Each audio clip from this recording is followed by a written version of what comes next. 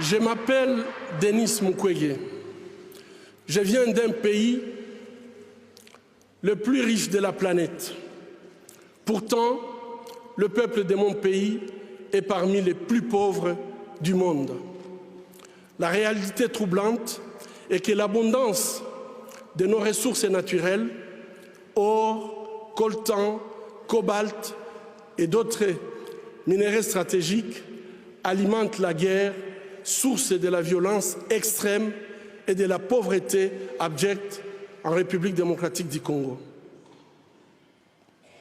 Nous aimons tous les belles voitures, les bijoux, les gadgets. J'ai moi-même un smartphone.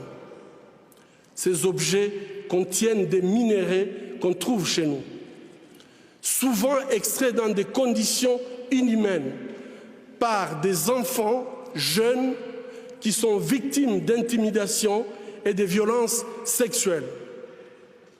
En conduisant votre voiture électrique, en utilisant votre smartphone, en admirant vos bijoux, réfléchissez un instant au coût humain de la fabrication de ces objets. En tant que consommateur, le moins que l'on puisse faire,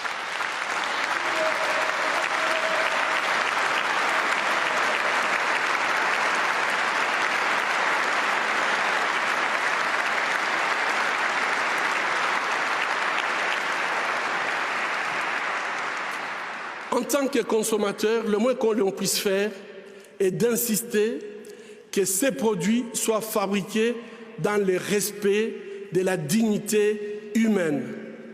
Fermer les yeux devant les drames, c'est être complice. Ce ne sont pas seulement les auteurs de violences qui sont responsables de leurs crimes, mais aussi ceux qui choisissent de détourner les regards. Mon pays est systématiquement pillé avec la complicité des gens qui prétendent être nos dirigeants.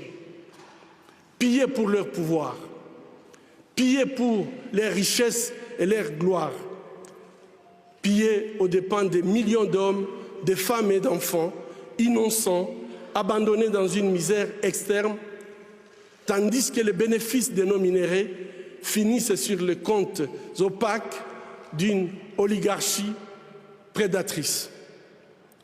Cela fait 20 ans, jour pour jour, qu'à l'hôpital de Panzi, je vois les conséquences de cette mauvaise gouvernance de mon pays.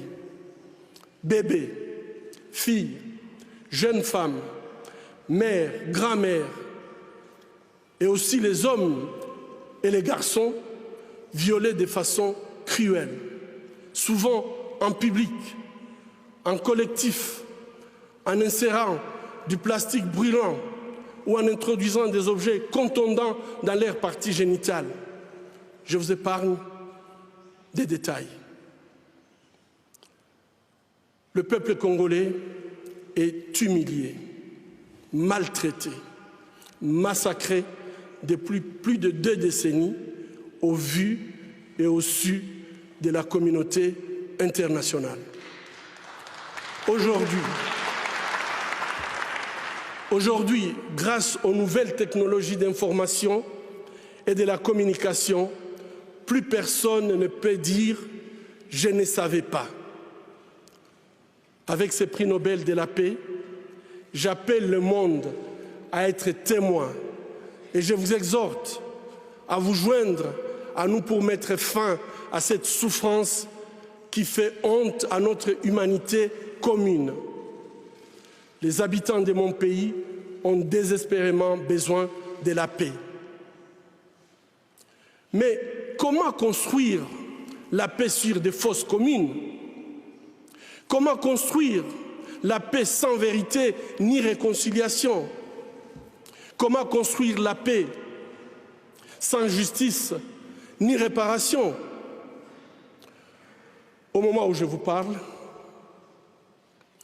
un rapport est en train de moisir dans les tiroirs d'un bureau à New York. Il a été rédigé à l'issue d'une enquête professionnelle et rigoureuse sur les crimes de guerre et les violations des droits humains perpétrés au Congo. Cette enquête nomme explicitement des victimes, des lieux, des dates, mais élude les auteurs.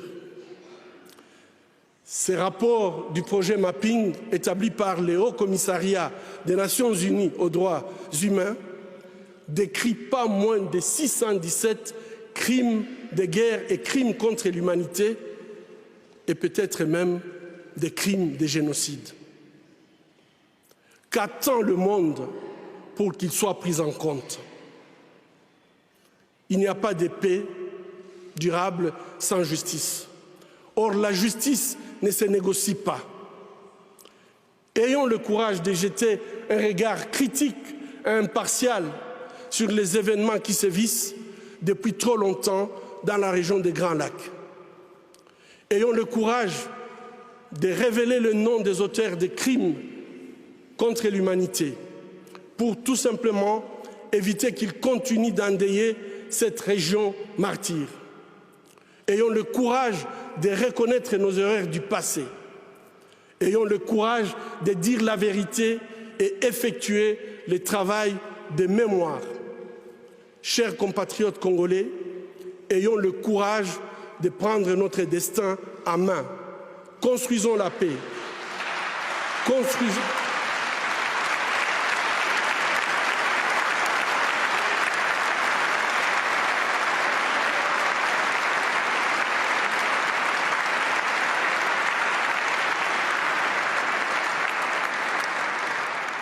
Construisons la paix, construisons l'avenir de notre pays. Ensemble, construisons un meilleur avenir pour l'Afrique. Personne ne le fera à notre place.